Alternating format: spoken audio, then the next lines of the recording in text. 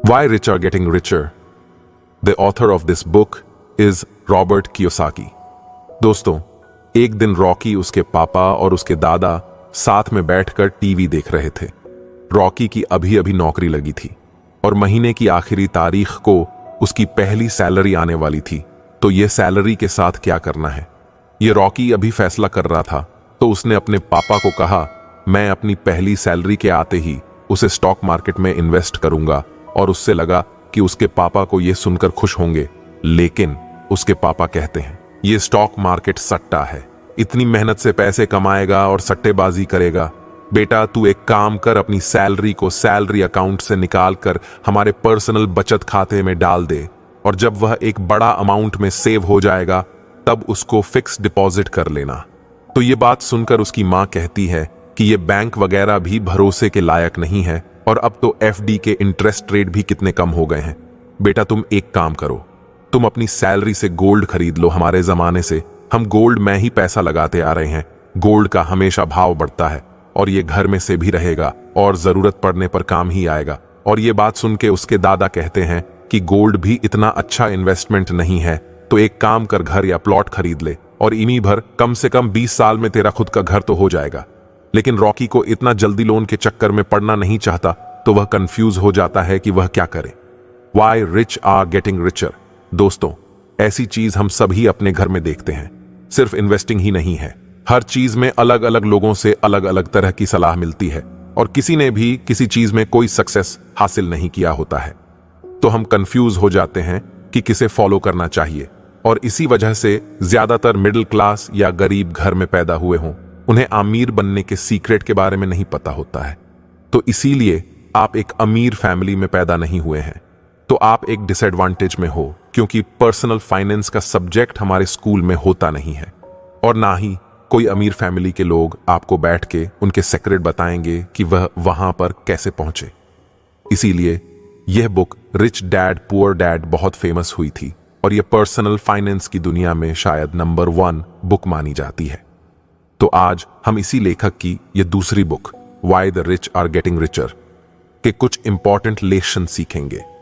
अब दोस्तों, इस बुक में कुछ ऐसी लेसन हैं जो अच्छे हैं, और कुछ ऐसे लेसन हैं जो आपको फाइनेंशियल फ्रीडम नहीं, फाइनेंशियल डिस्ट्रक्शन के रास्ते पर भी ले जा सकते हैं। तो आज के इस ऑडियो समरी में उन अच्छे लेसन के साथ उन दूसरे लेसन को भी समझाऊंगा जिसमें मेरी ओपिनियन अलग है, और मैं आप लोगों को अपना कारण भी बताऊंगा कि क्योंकि उस चैप्टर की एडवाइस को मैं फॉलो नहीं करूंगा, क्योंकि इस चैनल के जरिए मुझे ऑडियो समरी ही बनाकर अपलोड नहीं करना है, बल्कि आप लोगों की फाइनेंशियल जर्नी को आगे ले जाने में मदद करना है। इस समरी के लास्ट में काफी इंटरेस्टिंग होने वाला है, इस बात की मेरी गारंटी है, क्योंकि उसमें वेल्थ और फाइनेंशियल फ्रीडम का एक बहुत ही इंटरेस्टिंग लेसन सीखने को मिलेगा। तो चलिए शुरू करते हैं। तो दोस्तों, दुनिया में अमीर और गरीब लोगों के बीच का गैप बढ़ता जा रहा है, यानी अमीर लोग और ज्यादा अमीर बनते जा रहे हैं, और मिडिल क्लास और गरीब लोग का संघर्ष हर दिन बढ़ता जा रहा है। इसका कारण यह है कि अमीर लोगों के पास 3 ES है, जो है एजुकेशन, एक्सपीरियंस, एक्सेस, कैश। तो जब कोई बच्चा एक अमीर फैमिली में पैदा होता है तो उसको फाइनेंशियल एजुकेशन दिया जाता है। ये वो एजुकेशन है जिसको उसके पापा रात को डिनर करते हुए देते हैं, ना कि स्कूल में। फिर धीरे धीरे करके वह अमीर पापा अपने बच्चों को एक्सपीरियंस दिलाता है कि कैसे उसको अपने पैसों को मैनेज करना है। फिर उसका अमीर पापा अपने लाइफ टाइम में जितना भी पैसा कमाता है वह उन बच्चों को मिल जाते हैं। तो इस वेल्थ क्रिएशन के गेम में उनको बहुत ही बड़ा स्टार्टअप मिलता है। फिर वहां से वह और अमीर बनते जाते हैं, और जहां दूसरी तरफ मिडिल क्लास और गरीब लोगों की बात करें तो वह लाइफ टाइम तक सिर्फ पैसों के लिए काम करते हैं। तो अब सवाल यह उठता है कि अमीर लोग ऐसी कौन सी एजुकेशन देते हैं? तो लेखक के हिसाब से ये 3 चीजों की जरूरत होती है। 1, इन्वेस्टमेंट। तो अगर हम सबसे पहले चीज की बात करें जो है इन्वेस्टमेंट, तो अमीर लोग का सबसे ज्यादा पैसा जहां लगा होता है वह होता है उनके बिजनेस में, या तो पब्लिक कंपनी में होती है जिसमें हम स्टॉक मार्केट के जरिए इनवाइट कर सकते हैं, या फिर उनके प्राइवेट कंपनी में होती है। क्योंकि रिच डैड पुअर डैड में लेखक का मेन लेसन यही था कि गरीब लोग पैसों के लिए काम करते रहते हैं और अमीर लोगों के लिए पैसे काम करते हैं। तो अगर आप एक जॉब करते हो तो आप भी स्टॉक मार्केट में इन्वेस्ट करके अपने पैसों को काम पर लगा सकते हो। 2. टैक्सेस। अब हम अगले लेसन की तरफ बढ़ते हैं कि अमीर लोग अपने पैसों को कुछ इस तरह से अपने काम पर लगाते हैं जिससे उन्हें ज्यादा टैक्स ना भरना पड़े। अब दोस्तों, आप में से बहुत लोग कमाना शुरू किए होंगे या शायद इतना ज्यादा नहीं कमाते होंगे कि आपको टैक्स भरना पड़े, और आप सोच रहे होंगे कि हमें टैक्स के बारे में सीख के क्या मिलेगा। लेकिन बाद में जब आप बहुत कमाने लगोगे और तब आप इसे सीखने जाओगे तो आपको यह काफी मुश्किल लगेगा, और इसे आप अच्छे से समझ लोगे तो आप अपने वेल्थ का एक हिस्सा लीगली टैक्स में जाने से बचा सकते हो, क्योंकि इंडिया में टैक्स 30% का है और यूएस में 37% का है। फिर उसके ऊपर और भी दूसरे तरह के टैक्सेस होते हैं। तो लेखक के हिसाब से इसका मतलब यह हुआ, अगर आप अमीर होने के बाद अपने टैक्सेस को सही तरीके से मैनेज नहीं कर सकते हो तो आप साल के 12 महीने में से 4 महीने सरकार के लिए काम करते हो। तो इस टैक्स के सब्जेक्ट में मास्टर करने का सबसे सिंपल जवाब यह है कि आप अभी से टैक्स को समझना और अभी से उसे फाइल करना शुरू कर दो। 3. लोन। ये वाला पॉइंट सबसे इंटरेस्टिंग होने वाला है, क्योंकि लेखक कहते हैं कि डेब्ट 2 तरह के होते हैं, गुड डेब्ट एंड बैड डेब्ट। सोचिए कि आप एक मार्केट से गुजर रहे हो। आप देखते हो कि एक बढ़िया सा जूते के जोड़े हैं जिसमें 6,000 का प्राइस लगा हुआ है, लेकिन आपको अचानक से याद आता है कि बैंक अकाउंट में उतने पैसे ही नहीं है, लेकिन आपके पास एक क्रेडिट कार्ड है जिसे सिर्फ आपने इसीलिए लिया है कि ताकि आपको कोई इमरजेंसी के टाइम पर काम आ सके। आप सोचते हो, चलो ठीक है, मैं इसे खरीद तो नहीं सकता लेकिन कम से कम ट्राई तो कर सकता हूं। तो आप उस दुकान के अंदर जाते हो सिर्फ और सिर्फ ट्राई करने की नीयत से, लेकिन बाहर निकलते हो एक बॉक्स के साथ जिसमें वो जूते होते हैं। अब दोस्तों, ये पॉसिबल इसीलिए हुआ क्योंकि आपके पास वह क्रेडिट कार्ड था, तो इसे हम एक बैड डेबिट कहेंगे, क्योंकि आपको उस जूते की जरूरत नहीं थी, फिर भी आपने उसे खरीद लिया। और अगर आपके पास क्रेडिट कार्ड नहीं होता तो आप ये खर्चा नहीं करते, और हो सकता है आप वो जूते के बाद एक जैकेट खरीद लो, फिर एक दूसरा कुछ, और फिर इसी तरह आप एक आदत बना लो, हर महीने सैलरी के आने से पहले उसे खत्म करने की, जो एक बहुत ही बुरी आदत है। और आप उस क्रेडिट कार्ड के बिल को टाइम पर नहीं देते हो तो बैंक आपसे अलग अलग इंटरेस्ट और फीस चार्ज करेगी, जो आपको बिल्कुल भी समझ नहीं आएगी। और फिर आप ये सोचते रह जाओगे कि आपकी ये फाइनेंशियल प्रॉब्लम खत्म क्यों नहीं हो रही है। तो यहां पर हम में से ज्यादातर लोग बोलेंगे कि यह एक गलत कर्जा है, लेकिन लेखक कहते हैं कि गुड डेब्ट नाम की एक चीज होती है जो एक ऐसा लोन होता है जो आपके जेब में पैसा डालता है, यानी कि वन एसेट्स डालता है, क्योंकि लेखक के हिसाब से जो भी चीज आपके जेब में पैसा डालती है वह एसेट्स है, और जो आपके जेब से पैसा लेती है वह एक लायबिलिटी है। तो लेखक हमें एक फैंटम इनकम सिखाते हैं, जो उनके हिसाब से यह बुक के सबसे इंपॉर्टेंट लेसन है। Phantom income. अमीर लोग यह फैंटम इनकम को इस्तेमाल करते हैं, जो एक एक्टिव इनकम भी नहीं होती है और एक पैसिव इनकम भी नहीं होती है। यह फैंटम इनकम होती है। अब यह असल में होती क्या है, हम अब एक उदाहरण से इसे समझते हैं। सोचिए कि आपके पास 1 करोड़ है और आप इन पैसों को प्रॉपर्टीज में इन्वेस्ट करना चाहते हो, और आपको 1 करोड़ की प्रॉपर्टी मार्केट में मिल रही है। अब आप चाहो तो अपने पास रखे उन पैसों से एक टाइम पैसे देकर खरीद सकते हैं, और उसे रेंट पर देकर पहले महीने से किराया ले सकते हो, पूरा पैसा एंजॉय कर सकते हो। लेकिन लेखक कहते हैं अगर वह आपके जगह होते तो वह ऐसा नहीं करते। वह बैंक के पास जाएंगे और वह प्रॉपर्टीज को लोन पर लेंगे। तो मान लो डाउन पेमेंट 20% का, यानी 20 लाख रुपए का, तो वह उस 1 करोड़ की सेविंग से 20-20 लाख करके 5 प्रॉपर्टी अलग अलग डाउन पेमेंट करके लेंगे, मतलब 5 प्रॉपर्टी लोन में लेंगे। उससे होगा यह कि हर एक प्रॉपर्टी पे 80-80 लाख का लोन देना होगा। लेकिन अब उनके पास 5 प्रॉपर्टी से रेंटल इनकम आ रहा है, जिससे अंत में उसका केस फ्लो बढ़ जाएगा। अब दोस्तों, आपको सुनने में यह आइडिया इंटरेस्टिंग लग रहा है, लेकिन आप लोगों को मैं इसका एक दूसरा साइड बताता हूं। इस फैंटम इनकम में 2 बड़ी प्रॉब्लम है। प्रॉब्लम नंबर 1, सबसे पहले तो यह कि आप मार्केट में सही में लोन से प्रॉपर्टी खरीदने जाते हो और उसकी ईएमआई और रेंट को कंपेयर करोगे तो आपके ईएमआई का पेमेंट रेंट से हमेशा ज्यादा होगा। जैसे मुंबई में कोई प्रॉपर्टी 1 करोड़ की है तो 20 साल के लिए उसका ईएमआई लगभग 80,000 रुपए महीने का होता है, और उस प्रॉपर्टी से आपको सबसे ज्यादा 30,000 रुपए से 40,000 रुपए तक मिलेगा, मतलब आधा ईएमआई अपने जेब से देना होगा। तो अगर आप ऐसे बहुत सारे प्रॉपर्टी लोन पर लोगे तो आप ये एक्स्ट्रा पेमेंट करोगे कैसे? क्योंकि लेखक ने ये बुक में उल्टा लिखा है कि रेंटल इनकम ज्यादा मिलती है और ईएमआई कम होती है।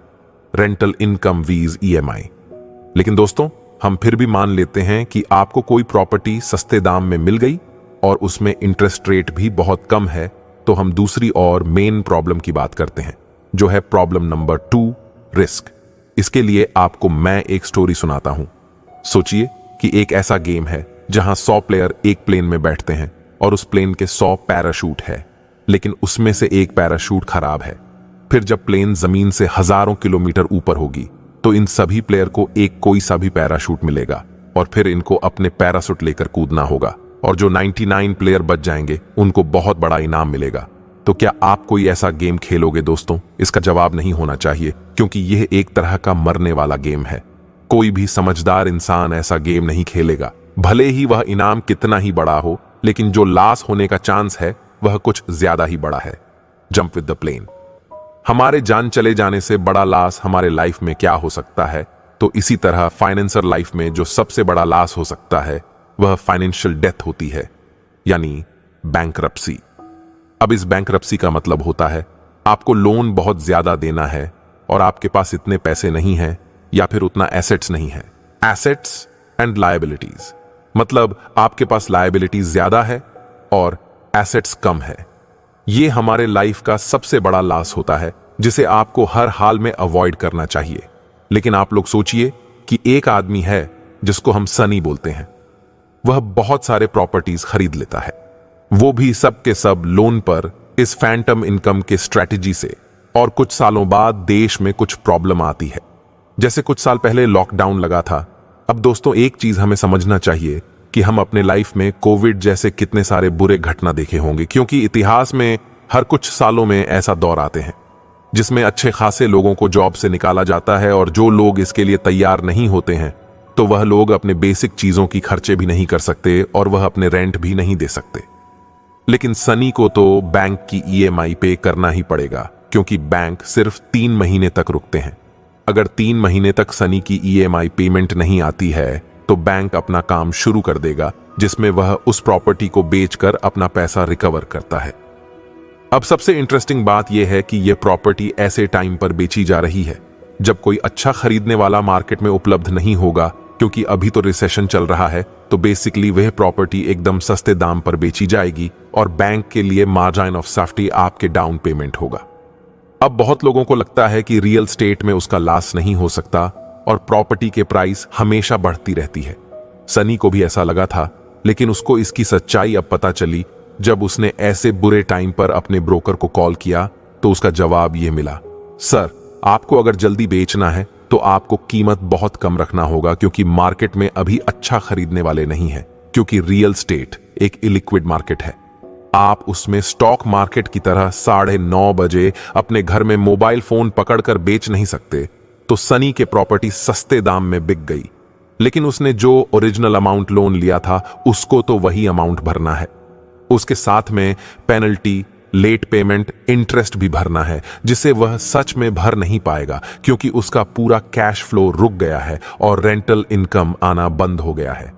तो इसे एक डोमिनो इफेक्ट की तरह देखते ही देखते सोने की सारी प्रॉपर्टी बेच दी जाती, जिससे वह काफी आसानी से बैंकरप्सी हो सकता है और उसके लाइफ टाइम की मेहनत थोड़े समय में बर्बाद हो सकती है। तो यह फैंटम इनकम का गेम खेलना एक तरह का फाइनेंशियल सुसाइड गेम है। इसके लिए दुनिया का सबसे सक्सेसफुल इन्वेस्टर लोन के लिए ये लाइन कहते हैं, if you are smart you don't need it, and if you are dumb it will ruin you. क्योंकि जिस भी स्ट्रेटजी में लोन रहता है तो वह शायद आपको टॉप पर ले जा सकता है, लेकिन उससे डबल स्पीड में आपको नीचे भी ला सकता है। इसका कारण यह है कि जिस भी स्ट्रैटेजी में एक साथ पूरे 0% होने के चांसेस होते हैं, तो चांसेस है कि वह कभी ना कभी 0% होगा ही। इसलिए हम स्टॉक मार्केट में इन्वेस्ट करते हैं और पोर्टफोलियो बनाते हैं, तो हम 10 कंपनी के अलग अलग सेक्टर से स्टॉक खरीदते हैं, ताकि बुरे टाइम में 2-4 कंपनी बंद भी हो जाती है तो आपके बाकी कंपनी सरवाइव कर लेगी और लॉन्ग टर्म में ओवरऑल पोर्टफोलियो उस लॉसेस को रिकवर कर लेगा। तो इसीलिए आप जब कोई कंपनी पिक करते हो तो उसका डेब्ट टू इक्विटी रेशियो कम हो, और जितना भी स्मार्ट सीईओ होते हैं वह हमेशा हाई डेब्ट से दूर रहते हैं ताकि वह रीसेशन और बुरे मार्केट को भी आसानी से सरवाइव कर लें। क्योंकि चाहे आप कितने भी अमीर हो जाओ और कितने भी बड़े खेल में बिजनेस कर लो, अगर आपके स्ट्रैटेजी में लोन का एक बहुत बड़ा रोल है तो आपके 0% होने के चांसेस रहेंगे ही।